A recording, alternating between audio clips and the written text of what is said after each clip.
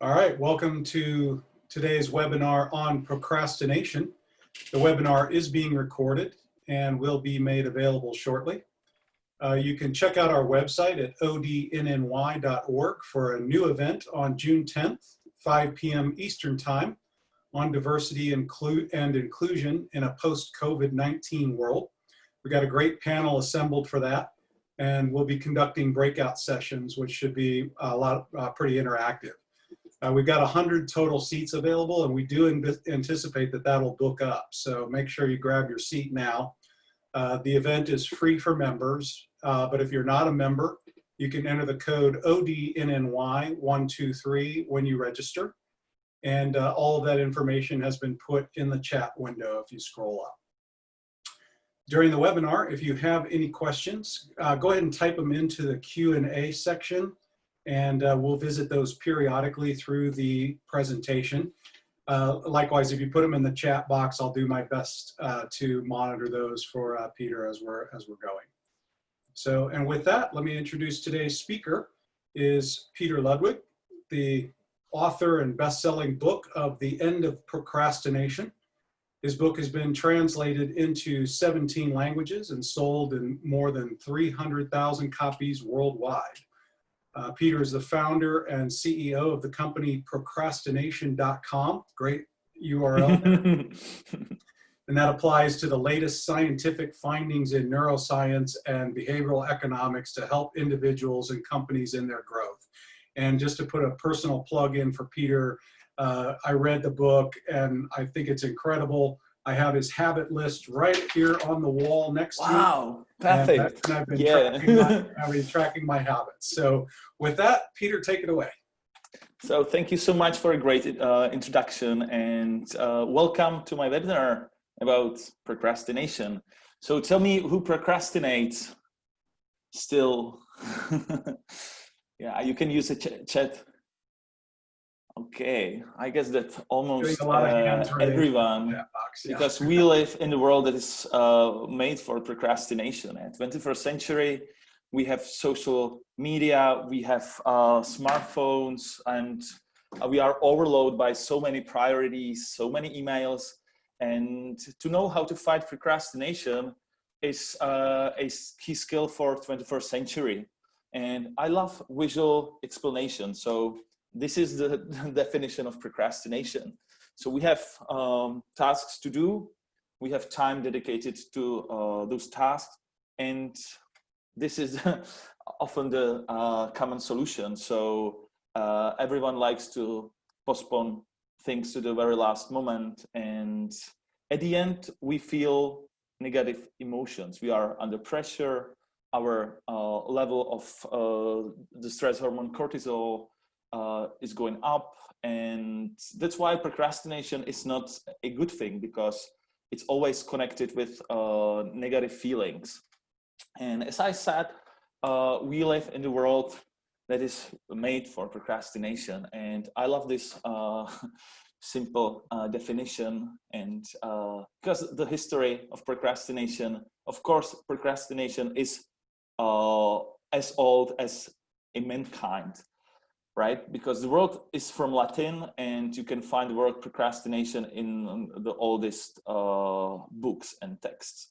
But if you check the science, the latest science, it seems that we people living in this day and age, we procrastinate more and more because of the complexity of recent world.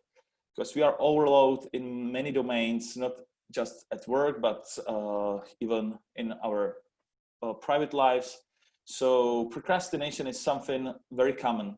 I have experience from living in Europe, living in the US, and living in Asia. And it seems that procrastination is like a global phenomenon.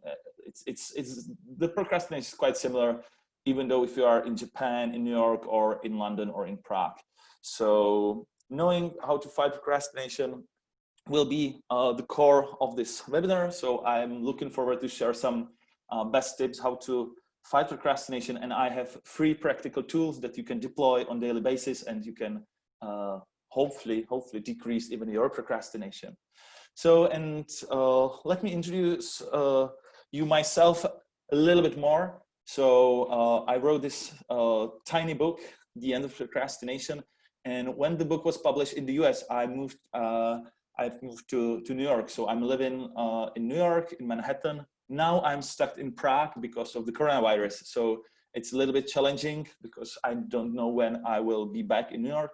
But still, I think that this era and is full of new opportunities. And for example, this webinar is a opportunity to me to share some knowledge with you online. So basically, we switched all our business into online because I have 35 people in my company. We do big conferences, we do keynotes, talks, and everything was canceled. So 95% of our business was canceled, and we switched everything into online. So these online sessions really saved all my business. I'm having this business for 14 years, and in the beginning we were thinking that we will have to like stop the business, but now with the online opportunities we survived. So I'm very happy that I'm here with you online, and I'm happy that we live in 21st century. So as it was mentioned, my book was translated into 17 languages. We have Japanese translation, Korean translation, Chinese translation is coming soon. So for me, it's like my little kid, the book. And so I spent last 10 years with procrastination. So I'm a procrastination expert. So and still sometimes I'm procrastinating, of course, but procrastination is something that you can't beat forever, but you can learn some useful tips and tools that can decrease your procrastination in the long term. So there is a lot of good news in science and a lot of scientific evidence that procrastination is like a bad habit. You can really decrease it in the long term because you can strengthen your willpower as a muscle. So every day, if you work on yourself, then you can really change yourself in the long term, and you can really decrease your procrastination up to, let's say, 70, 80 or 90%. So I have some good news for you today. And as I said, I live partially in New York. Now I'm in Prague, an ancient city in the middle of Europe. I love Prague. Prague is my second home, but still I want to be back in New York as soon as possible because I love New York too. So, and let's dig into it. And I really love the quote that is attributed to Albert Einstein, and it follows like this: if you can't explain it simply, you don't understand it well enough. I love this quote because I love minimalism, I love simplicity, and I really love to explain things very simply that everyone can understand. So that's why my presentation has so many simple pictures, simple diagrams. I draw them all by myself. So the presentation is like my little artwork. So, and I will share the whole presentation with you so you can use it afterwards, and you can go through the presentation in the future again. So, and this is my favorite picture because every day we can make a choice and we can choose which mindset we want to use in terms of things that are around us. So, for example, in our era of coronavirus, of course, the virus is a problem. Of course, it's something huge, but if we are just focusing on that, then we can be depressed, we can be without energy. But in this time, it's more important than ever to focus on what is important, like some deep relationships, purpose at work, and purpose in life in general, and doing some meaningful activities daily, overcoming ourselves. So personal growth is, according to me, maybe more important than before the coronavirus, because we will need a positive mindset, we will need some new skills, and so on. So that's the motivation why to work on ourselves, because it's the best time, and then we will be more competitive and even happier. So this is the motivation why to listen to this webinar. So, and try to think and try to answer me this little question: why do we procrastinate so much? What do you think? What are those main reasons? And again, please use the chat. Any ideas? Fear, perfectionism, lack of motivation, right? We want to be perfect. Yeah, perfectionism is one of key reasons why we procrastinate. And procrastination is not a time management issue, it's an emotional management issue. So it's always connected with negative feelings. So that's why the main reason how to fight procrastination is to be able to self-regulate our emotions. So that's why it will be one of the main chapters of today's webinar. Yes, thank you so much for your answers. And I have one particular reason that I want to describe a little bit deeper. And the reason of procrastination is complexity. We live in a very complex world, but we have the same brain as people had like 2,000-3,000 years ago. So basically, we have the same brain as they had in ancient Rome.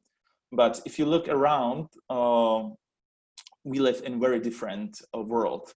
We are overwhelmed in so many domains, and our ancestors, they thought that more freedom and more choices means more happiness, right? But we see that that's not truth. This is the most scary picture in my presentation, and in science, in psychology, they call this decision paralysis. And decision paralysis is a mother of procrastination, because the more choices we have, the more difficult is to choose one of them, and then we procrastinate. So, and we experience this paralysis in all domains. If we do shopping, we are standing in front of let's say 50 kinds of ketchups, and they are all the same. And we are not happy that we can choose out of 50, but we feel a little bit anxious that we are unable to choose at all. And this is the symbol of today's age. Because I live in New York, in Manhattan. I live 3 blocks from Wall Street. And if I wake up, I feel that everyone around me is overwhelmed by emails, by so many priorities. And at the end, we are anxious. We have higher risk of depression. And many people are disconnected. They are working on projects, but they don't see meaning in that, and so on.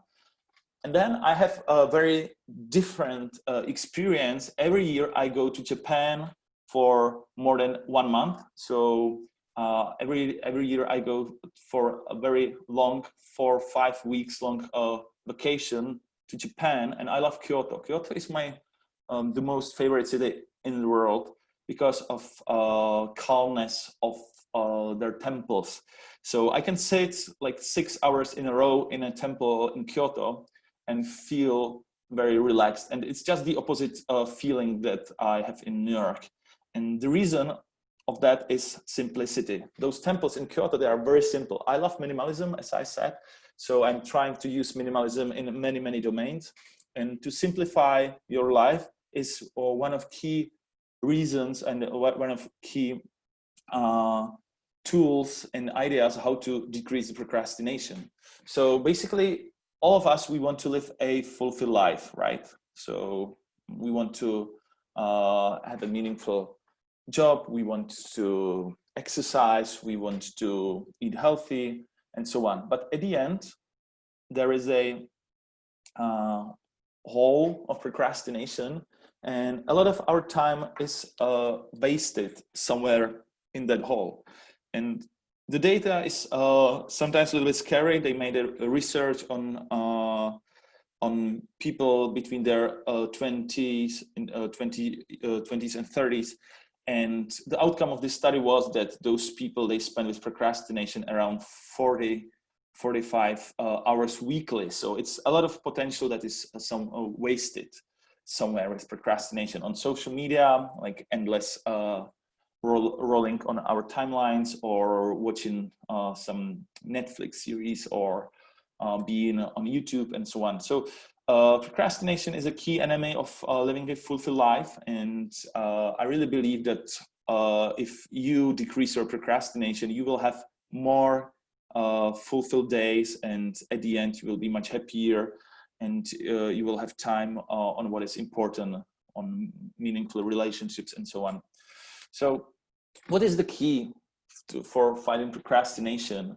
Well, as I love Japan, I found an old Japanese proverb that really describes the solution for procrastination. And the proverb follows like this: vision without action is a daydream, and action without vision is a nightmare. I really love this quote because it really describes two main problems we usually have. First problem is the first part of the proverb: vision without action. We often know what to do. We are setting our New Year's resolutions. We know that we want to exercise more. We know that we don't want to snooze alarm clock in the morning. We know that we want to eat healthier, but at the end, we are unable to change ourselves. So that's the vision without action part. But what's even worse is the second part of the proverb: action without vision. We know that according to latest science, one of the main reasons of growth of depression in Western world is lack of purpose at work. So basically, if you are working on a project and you don't see any meaningful outcome of that, or if you don't believe in what you do, then you have the higher risk of depression. So that's the action without vision part. And action without vision is a nightmare. So if you want to fight procrastination, and if you want to live a fulfilled life, you basically need those two ingredients. You need a personal vision. You need to know what you want to do in your private life or in your professional life. And then the second part is also very important. We need action. We really need to change something, being able to overcome bad habits and learn some good habits. And sometimes it's about courage.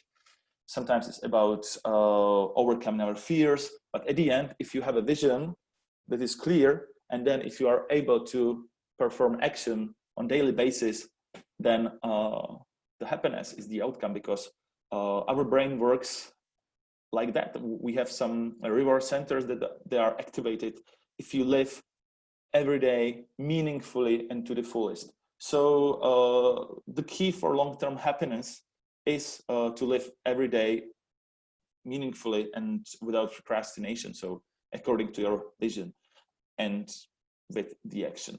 So, and we'll go through those two domains, and I will have a practical tool for both.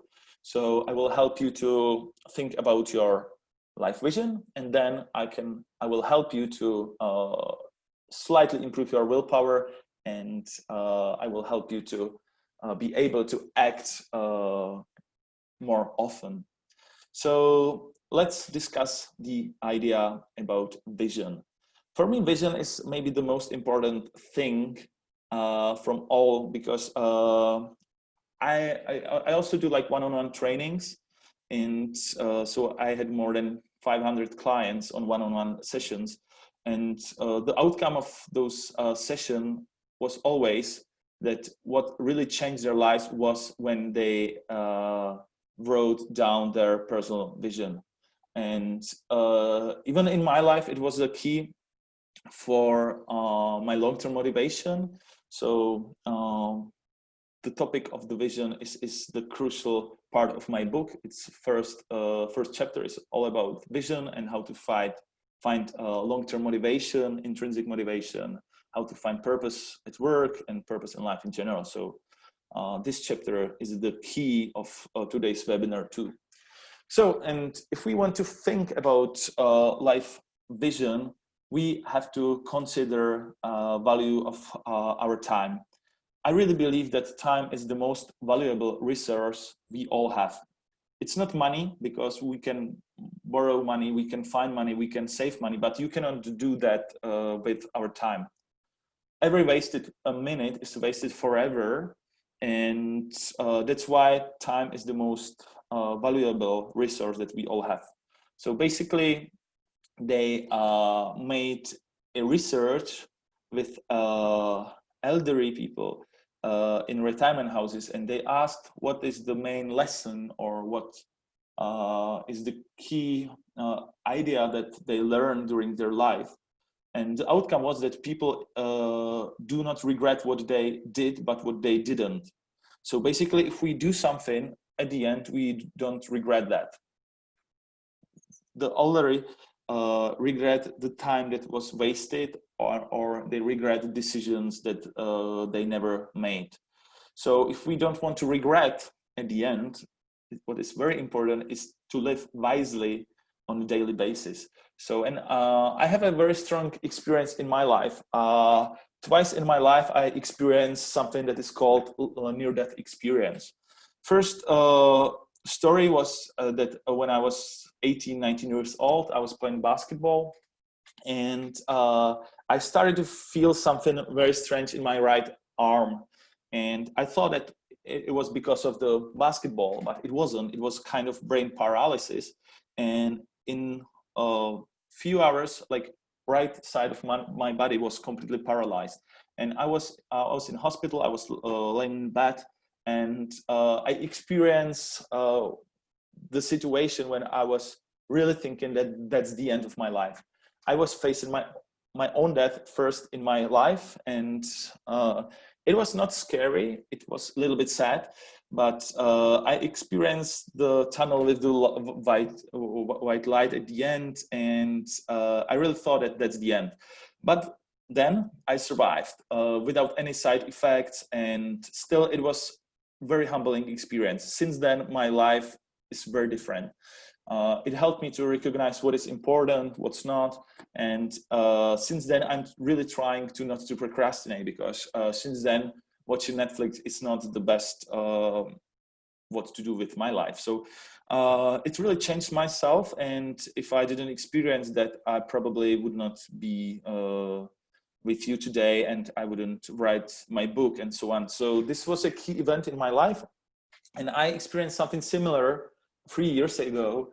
And I had a flight from Amsterdam to Prague, and after the takeoff, after like 15 minutes, our right engine blew up and there was fire, and we had to do emergency landing. And it was quite similar situation. I was facing my own death again for the second time. And those two events helped me to realize what is really, really important. So deep relationships is very important, and doing something meaningful, doing something not just for ourselves, but for others. So ask ourselves how we can contribute to society, how we can use our strengths to improving communities that we are part of, and so on. And this second story was that we started from, the takeoff was from Amsterdam, and somewhere on the border with Germany, the engine blew up. And after that, those 15 minutes till the moment that we landed were the longest 15 minutes in my life. So I was again thinking about some like accomplishments, and the moment when we landed was one of the best moments in my life. So few people are crying there in the airplane, and we are hugging each other. And the reason why I'm telling you those stories is that one of main problems of our lives is that we often forget about the value of life and our value of time that we have. Sometimes even we have to experience some of those events to recognize what is really important. And you don't need to experience those events by yourself. Sometimes you can stop and think about those ideas, because what is common for all of us, we were born in one moment, and the destiny we all share is that the life will end somewhere in the future. And what we have is the time between those two events, and this time is in our hands. So the key question of life is what to do with this time. What is the most important thing that we can do with our time? And according to science, if someone knows his or her purpose in life, we know that those people live longer, they have better health, better relationships, and they have much more intrinsic motivation. So the key for fighting procrastination is strong sense of purpose, and have purpose at work and in life in general. So sometimes it's very important to stop for a while and really ask ourselves, so what is the key of our motivation, how we can use our strengths, how we can be useful for others, and so on. So, and for me, I'm working on a new book, and my new book will be about purpose at work, because what I feel sometimes in New York is that many people are disconnected. They are working in big corporations, but they don't believe, and they don't see any purpose of what they are doing. So that's why I really think that the future of work will be about purpose-driven organizations, and about focusing on purpose rather than just money or endless growth. So, and the key part of purpose in life is really purpose at work. We spend at work around one third of our life. So it's very important to have strong sense of purpose at work. And there's a specific tool that I'm using for that, because we know that if we are doing something meaningful, we have parts of the brain that are activated more often, and we experience one of the strongest positive emotions. So the key for long-term happiness is not to buy a big car or big house, because we are getting used to those things very quickly. But the key for long-term happiness is about living every day meaningfully, doing things that we really believe in, and that are purposeful for us.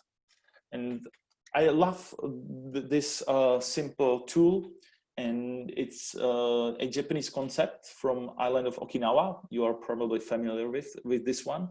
It's quite famous. It is called ikigai. And Japanese island of Okinawa is famous about one specific thing. They have the longest average lifespan in the world. Basically, they live 5 to 10 years longer than we live in the Western world. And they made two big studies in Okinawa, and they were trying to find the reason why they live 5 to 10 years healthy life. So, and the outcome of the study was that really the ikigai is the key for longevity and the key for good health and for a fulfilled life. So let's check this Japanese concept, because I think that this is a brilliant idea. So the Japanese concept of ikigai, you can remember the Japanese word for that. And this was one of those studies, and you can compare some illnesses and some death rates between Okinawa, Japan, and the US. And you can see a huge difference between coronary heart disease, colon cancer, prostatic breast cancer, and so on. So basically, this is incredible. They have very, very great health, and they were thinking, what is the reason? What is the reason? Because this is huge. And so they made the first study, and they found that a strong sense of purpose in Japanese language, ikigai, so now you know what is ikigai, it's a strong sense of purpose, was associated with a 72% lower rate of death from stroke, 44% lower rate of death from cardiovascular disease, and 38% lower rate from of death from any cause like cancers. So it seems that the key for longevity is really strong sense of purpose at work and in life in general. And Japanese, they describe ikigai as a combination of 4 domains. And this is the key of this chapter. So the first part of ikigai is knowing your strengths. So it's very important to know what you are good at.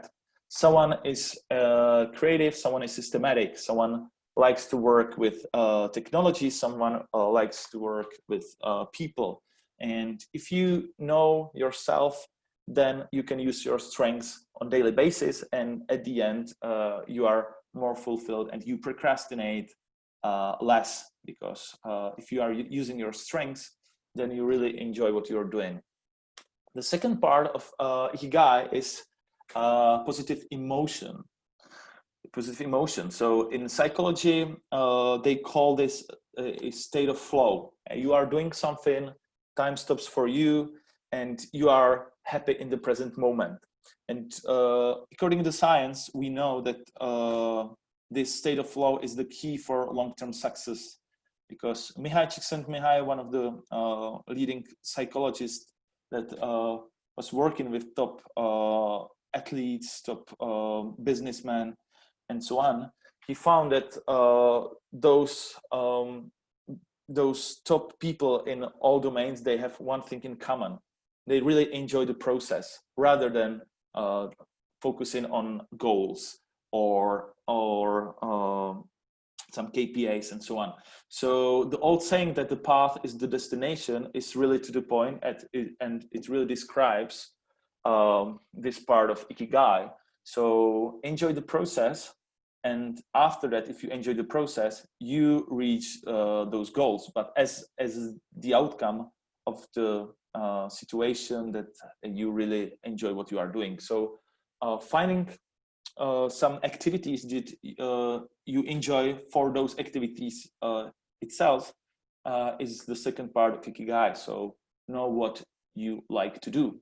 The third part of this concept of ikigai is purpose. So doing things that the world needs, and it can be even small things. It can be some small acts of kindness and on daily basis. So being selfless is much better than being selfish. We now know that selfless people live much longer. It's all about humbleness. Humbleness is a key virtue, and sometimes it's a long-term process, because we have our egos, and the selfish ego is sometimes our greatest enemy, because then we are unable to admit that we were wrong. Then we are unable to take some negative feedback on us and so on. So humbleness and ability to be selfless is the third part of ikigai. And the last part is money. Money is important, but not that much. So doing something that you can get paid for. And we know that mostly people in these days, they have some struggles with those first 3 domains. Sometimes we have low esteem, self-esteem. We don't know what we are good at.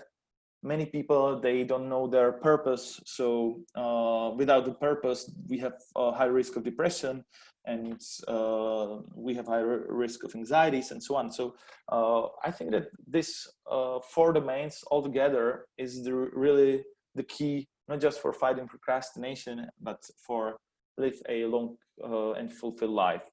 So, and I have a little questionnaire for all those domains, and I will send you the questionnaire, and you can go through it during the upcoming weekend. So my advice is you can open a bottle of wine on Sunday or on Saturday, and you can fulfill this ikigai questionnaire, and it can help you to start to think about your personal vision, or to upgrade your personal vision a little bit in according to this Japanese concept of ikigai. So let me summarize the first chapter about motivation, the key for happiness, and there was a huge meta-analysis, the huge research on all research, based on all the research on motivation and happiness. And the outcome of this meta-analysis was like this. Many people, they think first results and then happiness. If you stop like 100 people on the street and ask them what is the key for long-term happiness, they usually say something like, if you fulfill or if you reach the goal you want, then you are happy. So if you finish your studies, then you are happy. So, or if you build the house, then you are happy, and so on. But the outcome of this study was that it's in just exact opposite. If you are happy in the moment and if you enjoy the process, then you get results.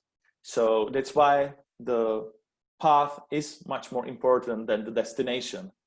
And this is the key, and it is maybe one of those most important ideas that can really transform the whole life. Because if you understand this concept, and if you understand that focusing on path is much more important than focusing on goals, then you reach even more goals, but as an outcome of the thing that you enjoy the process.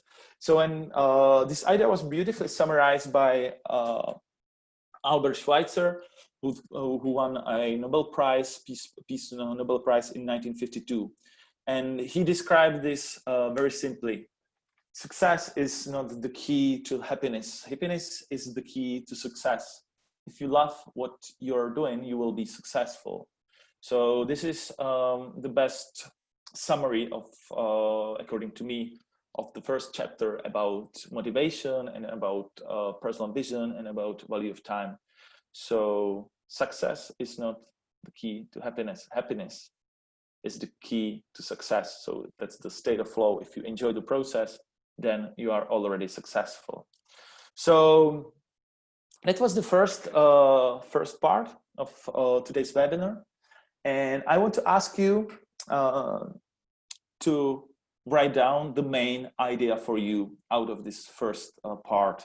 So please think a little bit about what was the most important idea for you, and then please share it into the chat. And Peter, while we're waiting on people to type in, we did have a question come in, if you'd like to answer that. And that was, do we need a life-changing moment to overcome procrastination and deliver purpose in life? And what if you don't have a life-changing moment? Yeah, I think that life-changing moment is a shortcut. So, but it's very difficult to do such a webinar or training. So sometimes without those life-changing moments, you have to work a little bit more on yourself, but I think it's possible. So you don't need to experience a near-death experience to realize that the time is the most valuable resource that we have. Sometimes you can read a book about or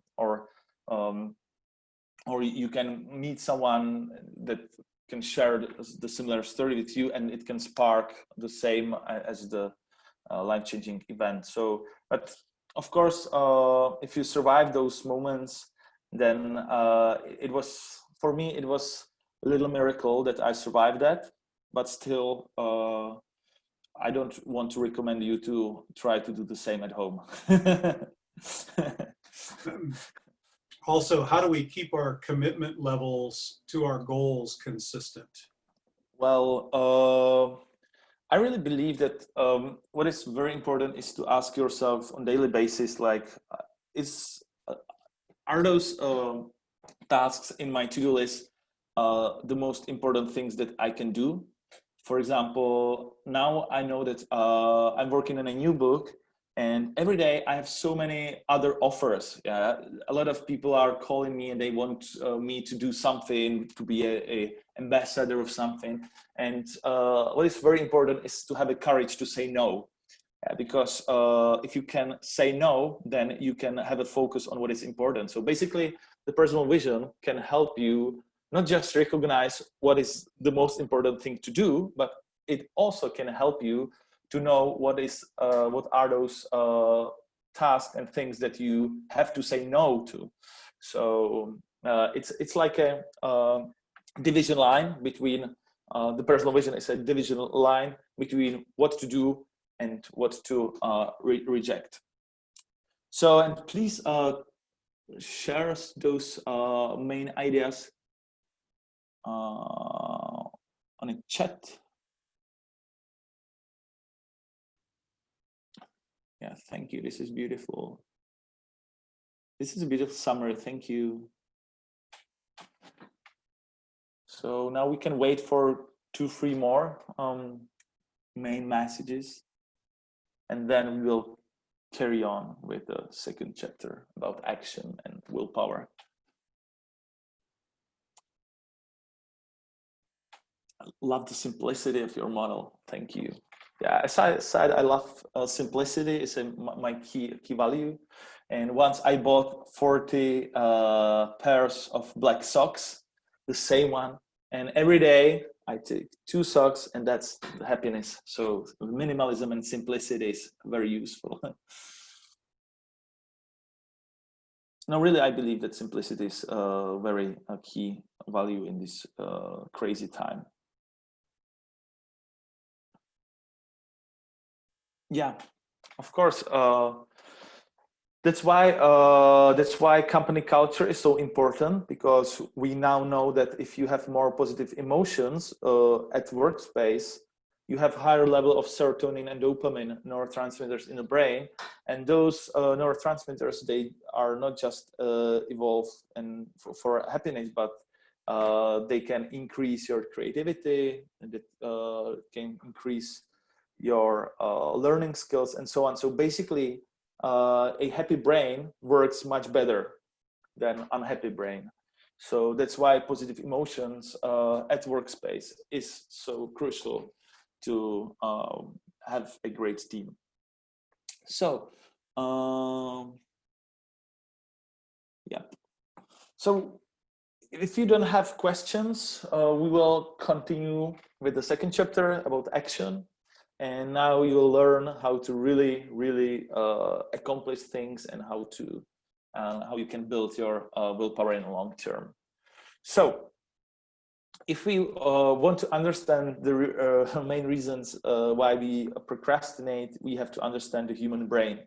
And the human brain is an incredible tool, but sometimes it has its own problems because it was evolved in a very different environment. So basically, the best thing about human brain is that you can train your brain in the long term because of neuroplasticity. It's the ability of the brain that means that you can train your brain in the long term. And this is how unstimulated brain looks like, and this is how stimulated brain looks like. So you can see that there are much more connections. And if you do 20 push-ups daily, and if I scan your brain with fMRI, what you can see is not just that your muscles are growing, but even the part of the brain that is involved in willpower, the part of the prefrontal cortex, is growing too. So basically, our brain works like a muscle, and if you train your brain, then you will have a stronger willpower, and then you will be able to decrease your procrastination. So the key of decreasing procrastination is really about training your brain daily. And we now have some research with identical twins, and the outcome of this study was that if those twins were raised in different families, one of those kids can be a huge procrastinator with a very weak willpower, and the second kid can be very responsible with a strong willpower. So it seems that it's not based in our genes. Most of our procrastination are bad habits that can be really overcome in the long term. So good news, it's not inborn. Procrastination is not inborn. It's something that we can untrain. So, and human brain can be divided into 3 main sections. The oldest part of the brain, as you probably know, is a reptilian brain. It's the part of the brain that is all about instinct. So you cannot you cannot commit suicide by stopping breathing, because you cannot force yourself to stop breathing because of the reptilian brain. So you can try it after the webinar, and you will see that it's impossible. You cannot do that. Then few million years ago, limbic brain was evolved, and this part of the brain is all about emotions. And the newest part of the brain, only a few hundreds of thousands of years old, is our neocortex, the part of the brain that is all about rational thinking. And now we know that there is disbalance between connections between those two brains. So there are much more connections from emotional brain to the rational one than backwards. So it seems that our decision making is more based in emotions than logic.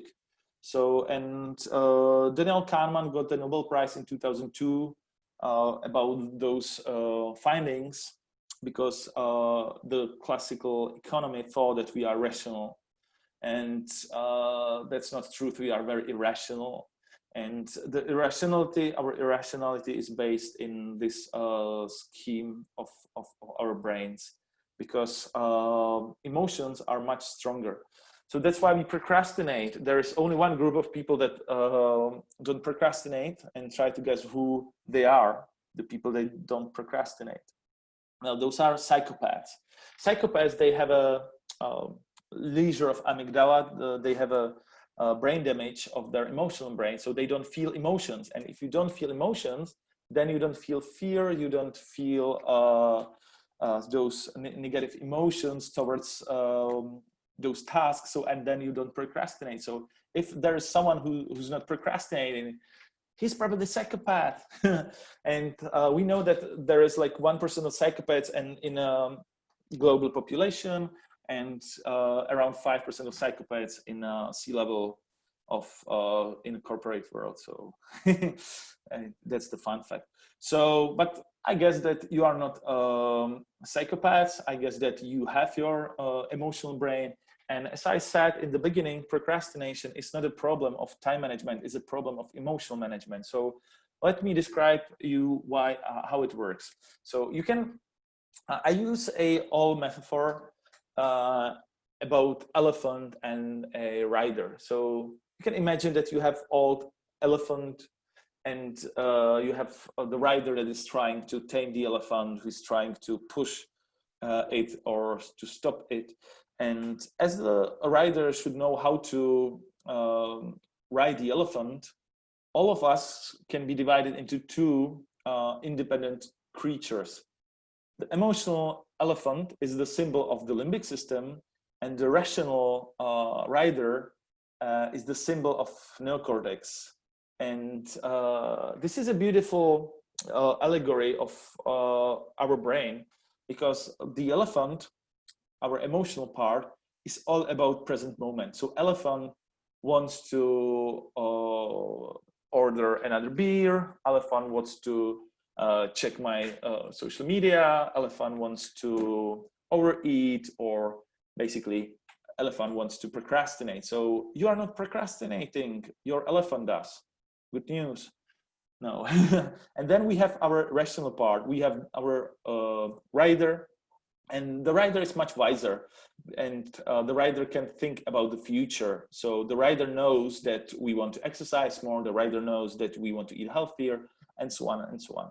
But at the end, if we are in the moment of the decision making, the elephant is much stronger, and sometimes we are unable to resist those temptations. So that's why we procrastinate. So basically, the key for fighting procrastination is to know how to self-regulate. There is a huge meta-analysis about procrastination, and it seems that the main reason why we procrastinate is the lack of self-regulation. So procrastination is all about emotions, and we know that you can imagine your willpower as a glass of water, and every time that you use your willpower, the water drains from the glass. And when we are tired, the willpower and when the willpower is completely drained, then we are unable to tame the elephant. So this is the moment we procrastinate the most. So the key for fighting procrastination is to have a regular rest during the day. So that's the first key for fighting procrastination, is really to refill the imaginary glass of water. So now we know that if you go for a short walk for 5 minutes, you can restart your willpower again. So basically, the best key for long-term productivity is to work 50 minutes, then to have a short walk, and then to work another 50 minutes, and then another walk, and so on. And if you do a regular rest during the day, you can really accomplish much more. The second idea about willpower is that our willpower is depending on simple sugars. So if you eat some fruit or vegetable, then you can also restart your willpower. So the key for long-term productivity is to work 1 hour, then to have a walk, then to work again, then to drink some fresh juice or eat some fruit, and then work again, and so on.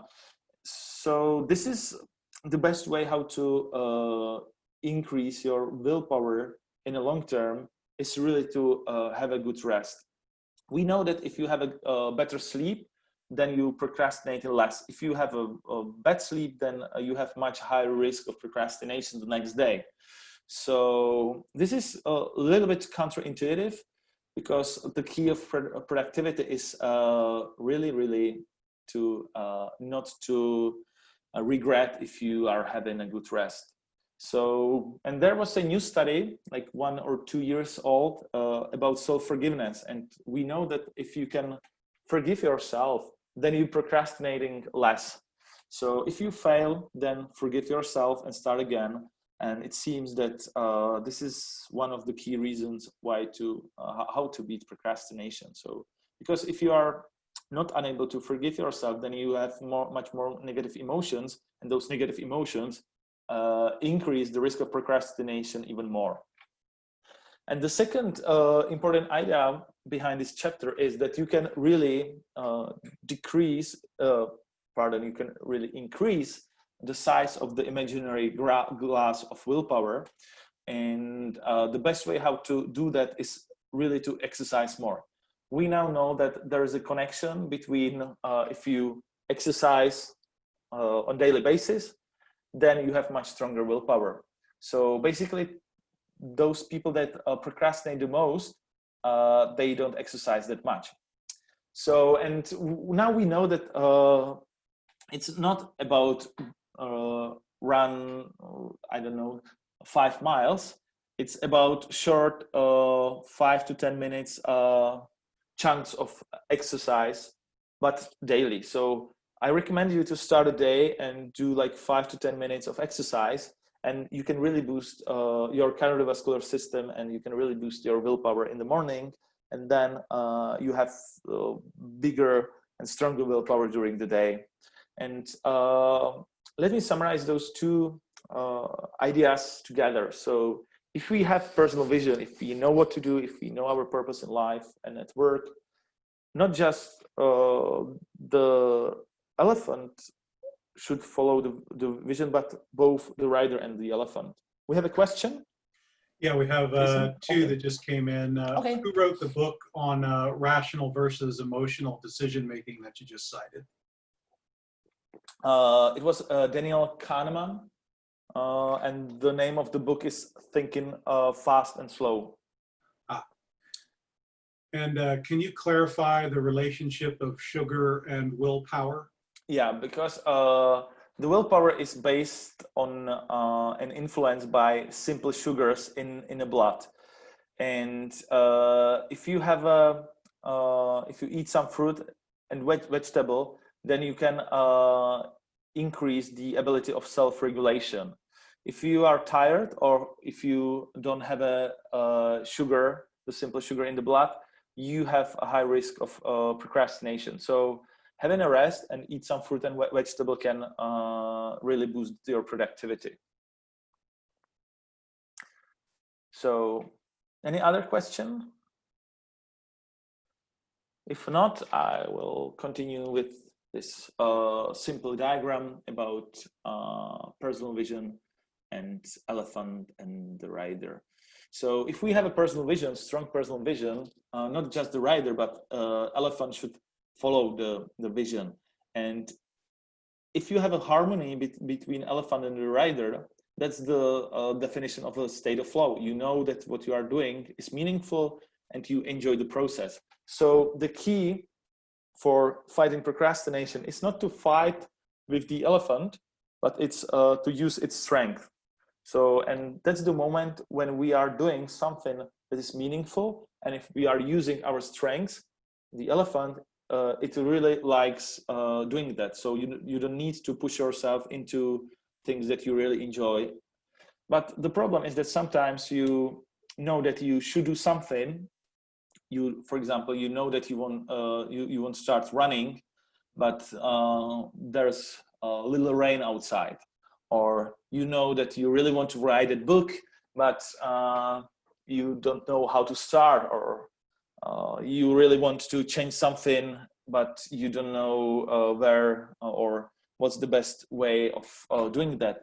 And if we have negative emotion, if we have aversion, then we experience that kind of paralysis. We are unable to really push ourselves. So the reason why we procrastinate is that elephant really thinks about the task as a obstacle, emotional obstacle. And now I will share the key idea how to fight procrastination with you. Remember, never threaten your elephant. What I mean by that is that if you tell yourself to go running starting tomorrow, and if you tell yourself to run 5 miles, you probably fail, because it's a huge change and it's a huge obstacle, emotional obstacle for the elephant. But if you tell yourself to run, for example, only 500 feet, or if you tell yourself to wear some sportswear and go outside and then go backwards, there's always a little step. You have much higher chance that you will accomplish that. And if you repeat this lower bar, then you build a new habit. So in science, they call this micro habits. So what is important is to start with small steps, but continue with them gradually. And if you use this strategy, then after you build the habit, you can increase the bar, you can raise the bar, and then at the end you can overcome even those big things. So many of my clients use this system, and then they train themselves and they run a marathon with this system. They started with small steps, then they were able to repeat those small steps, and at the end they raised the bar. So, and we have a Japanese word for that, and it's Kaizen. So basically you need to understand 2 Japanese words, ikigai and Kaizen. Kaizen is it's the way how Japanese samurais train themselves, and they train themselves in a specific manner. They try to overcome themselves on a daily basis with small steps. And now we know that this is the best way how to build a long-term willpower. So don't tell yourself to change everything from one day to another, but try to push yourself with small steps, but daily. And we know that New Year's resolutions they don't work, because we are trying to change everything, but at the end we fail, and then it's even worse. So if you do small steps, you have a higher chance that you will be able to overcome those little steps, and your self-esteem goes up, your willpower is increasing, and this is the way how to really change ourselves, let's say in the future. So, and I have a specific tool for that, and the name of this tool is a habit list. Jason said in the beginning that he has his own habit list. I use the habit list on daily basis. It's my favorite tool from the book. Wow.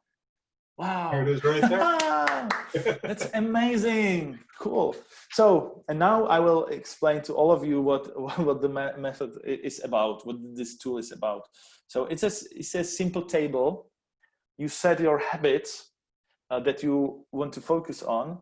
You set the minimal bar that doesn't threaten your elephant. And every day you mark with the green color if you pass the habit, or with the red color if you don't. So basically you have a visual feedback on those habits. So this is the real habit list of one of my clients. The first column, I recommend you to have the habit of filling in the habit list. So you will get the first green just by filling in the habit list. So that's the first win. If you procrastinate this first habit, the method doesn't work that much. So then you can have a habit of waking up, for example, before 7:30 or with the first alarm clock and so on. Then I recommend you to have a habit of daily exercise. It can be those 5-10 minutes of exercise in the morning, or yoga, or I don't know, running those 500 feet. Then you can also put there some bad habits that you want to avoid, like alcohol, caffeine, and so on. And the last column is the daily potential. You will rate the day on a scale 1 to 10, how good the day was. For example, if the day is 10 out of 10, it was the best day. If it was 5 out of 10, it was an average day. And if it was 1 out of 10, it was the day that you all procrastinated. So, and let me see, this is the real example of my client. So he told himself to wake up before 7:30. He told himself to run 500 feet and to drink 2 glasses of wine. It was the maximum limit, not the minimal. And then the last column is the daily potential. So the first day he filled in the habit list. He woke up, he ran, he didn't drink any alcohol, and he fulfilled the day on a scale 1 to 10 on a 9. So it was a very good day. The next day he also woke up, he ran, and no alcohol. But the next day he drank 4 glasses of wine. So he didn't pass the habit of drinking 2 glasses of wine maximally. And the next day he didn't wake up, he didn't run, and he didn't fulfill the day that much, and so on. The next day was okay again. So this is the simple explanation how the system works. Basically, you have some habits.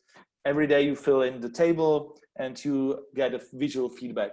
And it really works. It works perfectly. I'm using this method for, let's say, 8-9 years.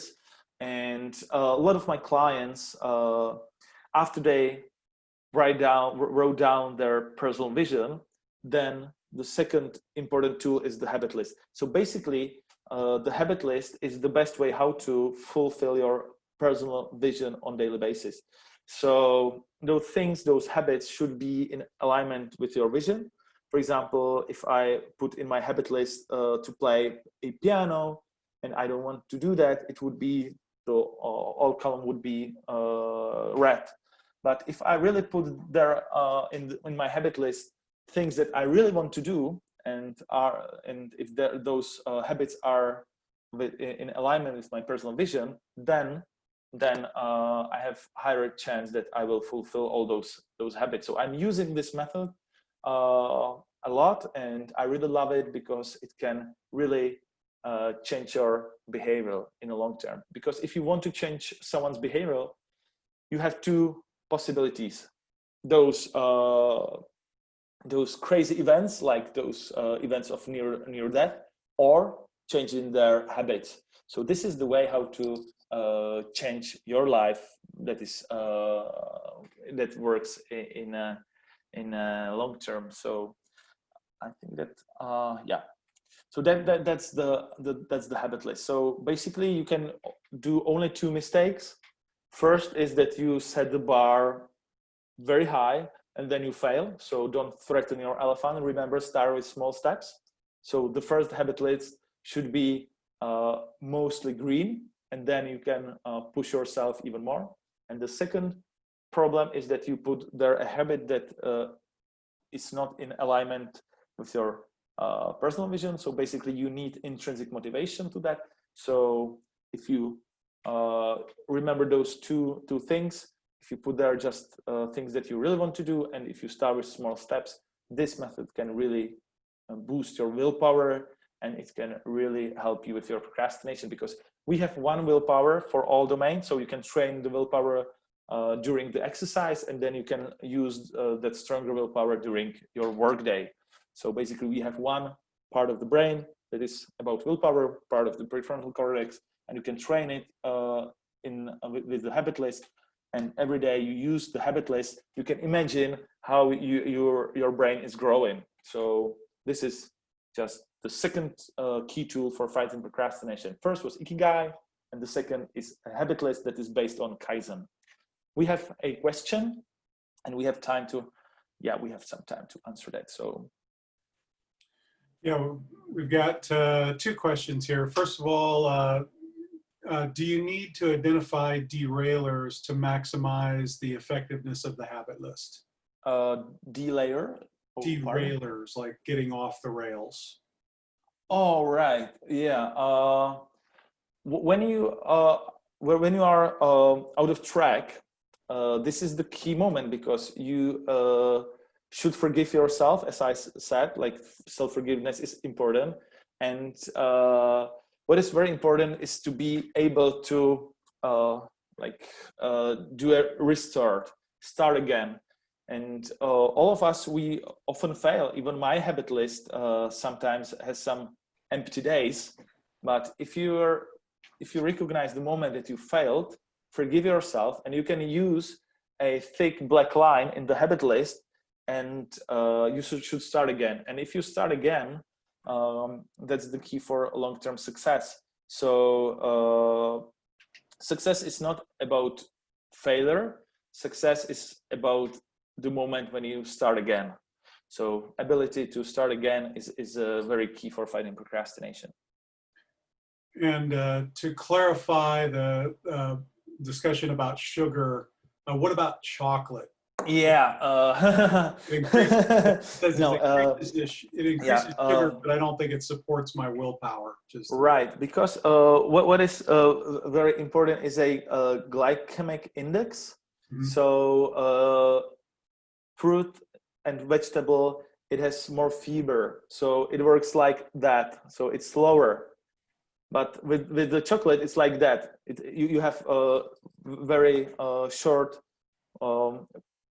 peak or burst of energy, but then you are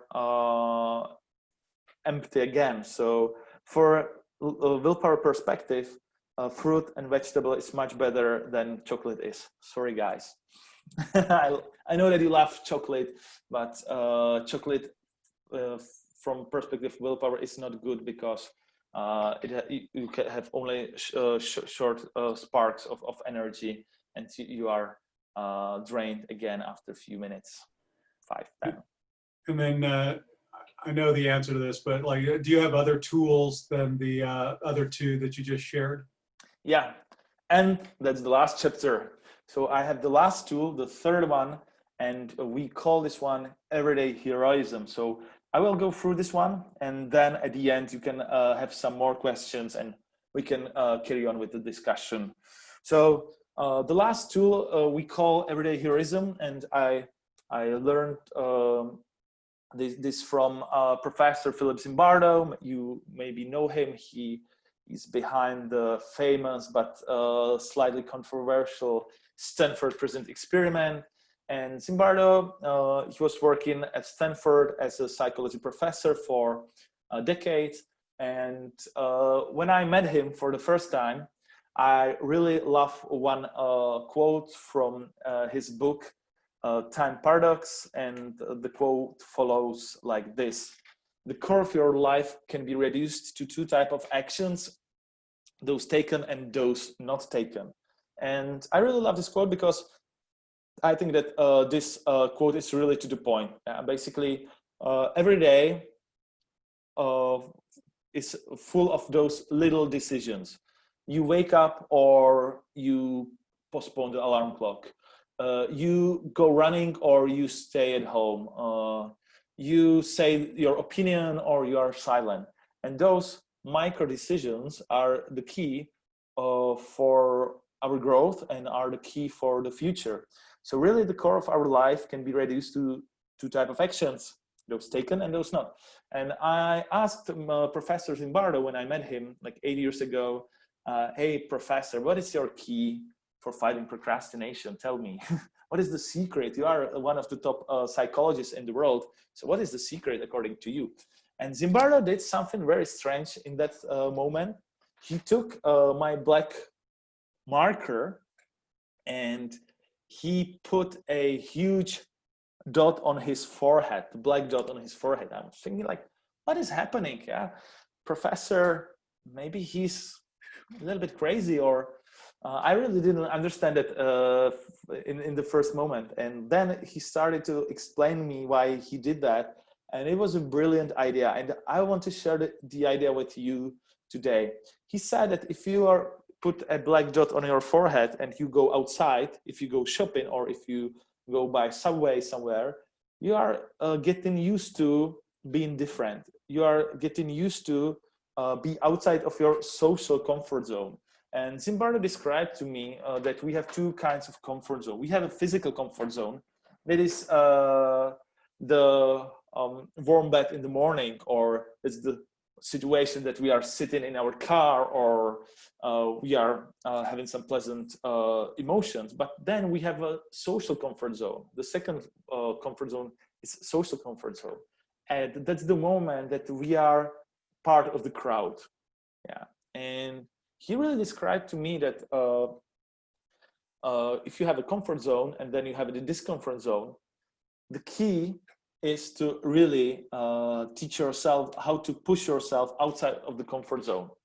And if you do that, he called this little heroism. So basically, if you wake up with the first alarm clock, you have the first heroism in the morning. And now we know, and there is a science behind that, that every time you overcome yourself, then you have a higher chance that you will overcome yourself even in the future. And we know that if you overcome yourself, the brain will give you a reward and you will experience the positive emotions.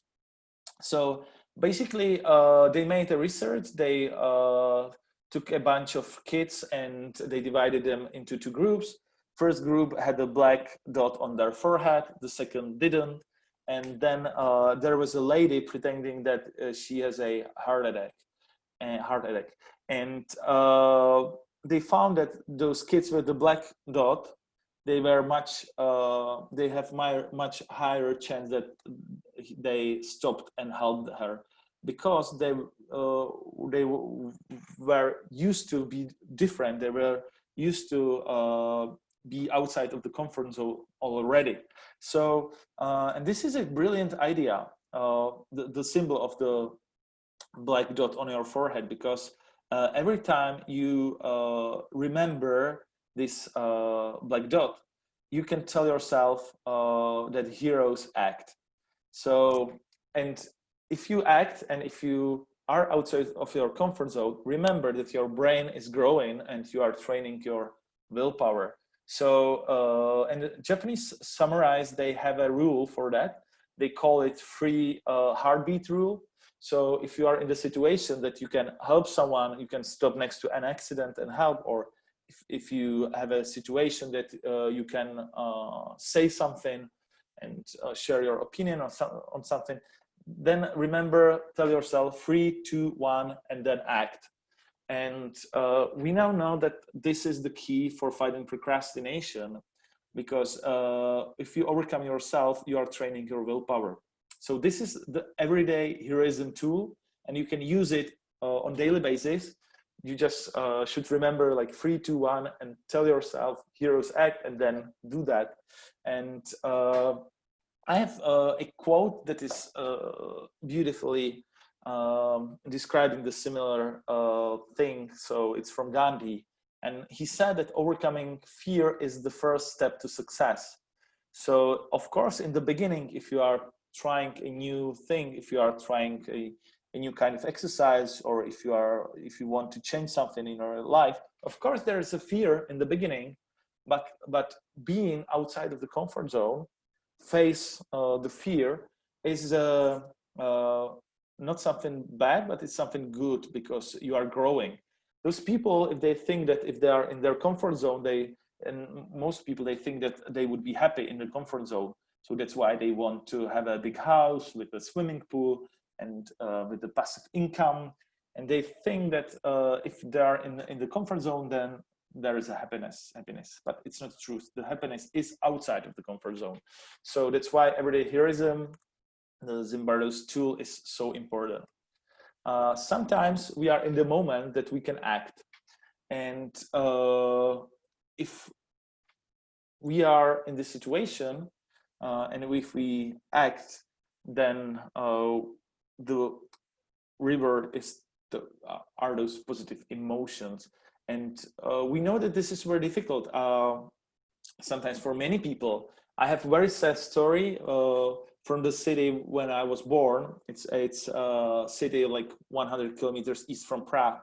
And there was a story that there was an old guy, 70, around his 70s, and he was eating something, and he started to choke, and it was in a railway station. And after 10 minutes, he died.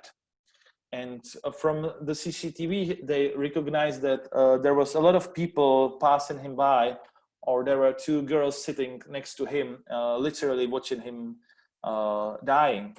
And it was very sad to me. It was a very strong story.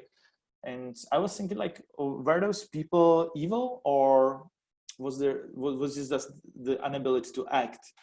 And probably they weren't evil. They just didn't have this Zimbardo's skill of being a little hero. So sometimes it's not just about procrastination.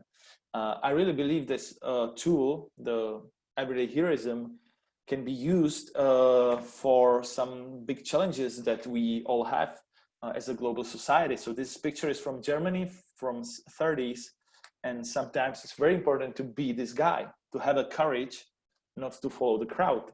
Sometimes it's about having some values and being able to act according to those values. So I have a brilliant quote that really summarizes this idea of being a little hero, because the only thing necessary for the triumph of an evil is for a good man to do nothing. So basically, we as a global society, we have some struggles, of course. There is a growth of populism around the world. There is a growth of fake news around the world. There is the division in society all around the world. And I really believe that we can handle these problems with this tool too, with the heroism, to really have the courage to do something. And we live in a very interconnected world. That's the thing that we recognized with the coronavirus. It was so quick. One day I was in New York, the next day I left New York, and I was in Prague, and then I saw those numbers that were growing around the world. And what I recognized is that maybe this is the moment that I can do something. So I have a story, and when I arrived to Prague, I recognized that no one has a face mask. And I made a video about importance of wearing face masks, because as I do some science research, I read all scientific papers about face masks, and I recognized that it can really work. It can really stop the virus. and I recorded a video, and the video went viral. I started a campaign, Masks for All, and this campaign has a reach of 1.2 billion. So it was crazy. And in 3 days, my local government in Prague made masks mandatory. And the next week, many other countries followed. And now 70 plus countries around the world has a mask in some form mandatory. And for me, it was the strongest moment in my life, because I was working like 2 weeks in a row on this project, Masks for All. And as I said, it has a reach of 1.2 billion. The video was featured in CNN, in BBC, in media around the world. So that was the moment that everything, or all my life experience was connected in that moment. And me and my friend, the girl from the video, we believe that we really changed the world, and we saved some lives with that. And because it seems that it really works. And now why I'm sharing this story with you is that if you are an individual with strong values, then you can influence groups that you are part of, and that's the way how to slowly change the society. So being a Zimbardo's hero, or being able to do those heroic acts, stop next to accident, or really to help someone, is the key for the future, according to me. So now let me summarize the whole webinar. Yeah. We are almost at the end. So now we know that we need those 2 ingredients. We need to think about a personal vision. We need to ask ourselves, where is the purpose at our work and in our life in general. And then we need the action. We need to have a courage to change something. We need to have a willpower. So the regular rest is important. And sometimes it's all about to tell yourself 3, 2, 1, and then act. And you know that we have 3 practical tools. First was ikigai for the personal vision, and then the habit list for building positive habits and strengthening your willpower, and then everyday heroism. So basically you have 2 concepts and 3 practical tools interconnected. We did have a question about the first tool you were talking about, which I think is the vision tool. Can you talk a little bit more about that? Right. It's covered in the book. Basically 1/3 of the book is all about personal vision, and I have a 2 hours long webinar only about personal vision, so I can talk a lot about personal vision. But the best, or the most important thing, is to really find time for that. And you can take a blank piece of paper and tell yourself, like, to put on that paper everything that is important in your life. So put there your personal values, put there things that you really want to focus on, like that you want to exercise, eat healthier, and so on and so on.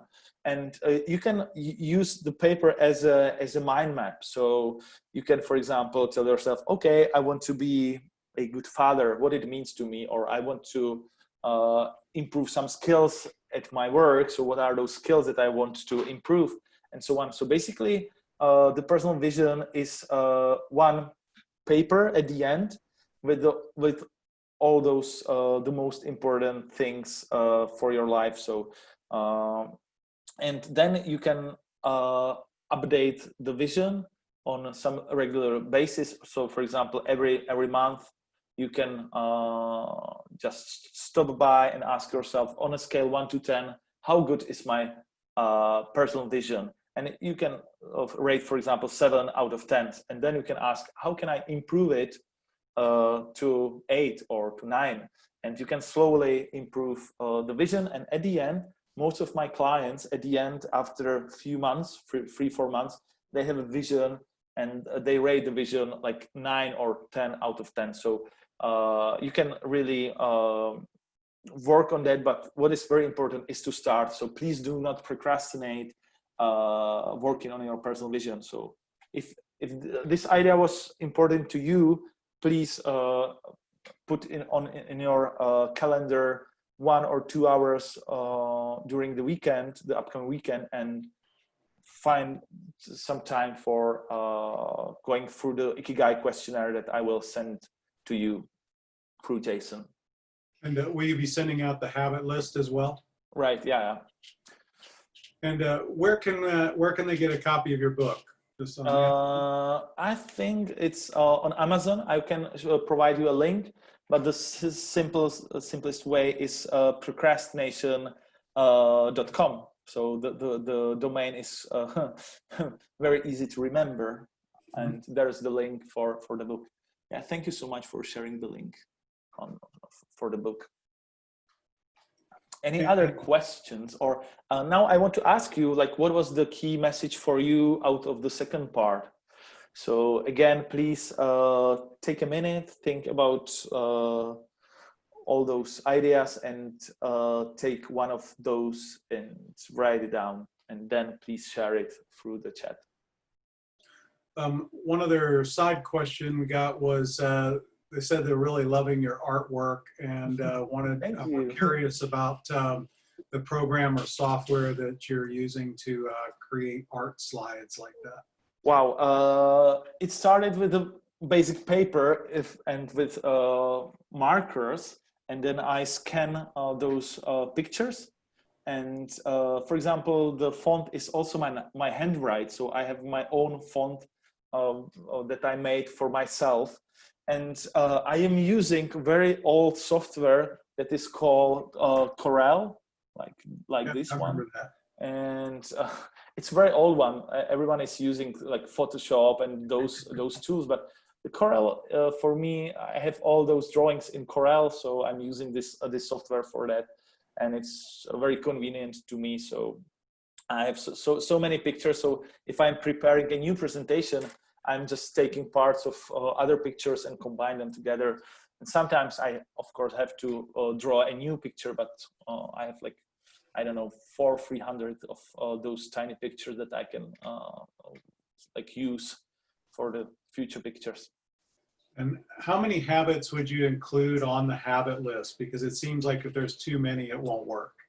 Wow, I recommend you to start with like 2, 3, maybe 4, but don't overwhelm yourself, because if you have a negative emotion towards your habit list, you will procrastinate it. So in the beginning, the positive emotion is very important. So start with few habits and with small steps, and really be proud on yourself if you put those green dots there. And if you have a green like 2-3 days in a row, it will be much easier to continue with that, because you already have a history of greens, and you don't want to add a red dot there. So please start with small steps and only with few habits, like 3, 4 the most. And let's see, we've got time for one more, I think. Let's see, how to deal with not sticking with the habit or always changing focus. Many things or projects that you want to do, how to deal with not feeling good about myself when I have a low productive day. Yeah, I think that the solution for that is really to work on your personal vision, because personal vision is can spark your long-term motivation during the morning. If you read your personal vision during the morning, it can spark your intrinsic motivation, and it's much easier to say no to those things that you don't want to do. So for me, for example, if I'm like stuck in a moment that I feel helpless, I always take my personal vision, and it can really start my motivation again. And if I fail, of course I fail. Even though I wrote a book about procrastination, sometimes I procrastinate. And I have some days that are very unproductive. For example, after some celebrations or parties, sometimes I am unproductive. But what is very important is to start again, to do that thick black line and forgive yourself, and really start again with some new things. So for example, if you feel that you fail, go for a short run, or if you feel that you failed, just do 20 push-ups, or just do something, do the little heroism, and the little heroism can boost your productivity and motivation again. All right, well, that's all the time we have for. Yeah, Peter, I have last story, very simple one. Real quick. So, and I have this picture in my presentation for 8 years now, maybe more. And the last year, I really found this place. And this is the last story from the presentation, because it was outside of my comfort zone. The next day, I climbed Mount Fuji. It took me like 9.5 hours, but it was one of the best days in my life. So I encourage you to have visions, like to visit this place, and then please do the action, really follow your vision and do that. So that was all. Thank you so much for being here. And remember, don't procrastinate when it comes fighting procrastination. So if something was interesting to you, please use those tools. And I wish you a slightly better life without procrastination. So bye-bye. Thank you so much. Fantastic. Thank you very much.